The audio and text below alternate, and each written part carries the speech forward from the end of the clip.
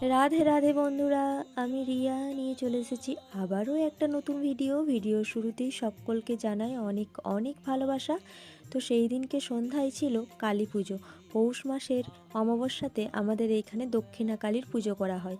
তো সেই কালী পুজোই দেখতেই চলে গিয়েছিলাম সবাই মিলে। সবাই বলতে আমি আর সনাই। তো ওখানকে যাওয়ার পর ঘট উত্তোলন হবে বলে যাচ্ছিল সবাই, তো ওইখানের কাজে একটু লেগে গিয়েছিলাম আর ভিডিওও করেছিলাম তোমাদের সাথে শেয়ার করব বলে। পৌষ মাসের অমাবস্যা তিথিতে আমাদের এইখানের এই দক্ষিণাকালীর পুজোটি করা হয়, কিন্তু বেশ কয়েক বছর ভালো জাঁকজমকপূর্ণ হয়েছিল। এখন খুব একটা জাঁকজমকপূর্ণভাবে হয় না, নর্মালি এমনি ঠাকুর প্রতিমা এনে পুজো করানো হয়। আগে আগে অনেক বড় করে এই পুজো হতো এবং মেলা প্রাঙ্গণে মেলাও বসতো। এই বছর আর সেইভাবে কিছু হয়নি। দেখো, তারপর ঘটতলা হয়ে যাওয়ার পর এইখানে চলে এসেছি মায়ের মন্দিরেতে। আর এবার পুজোতে বসবে বলে ঠাকুরমশাই সব রেডি করে নিচ্ছিল।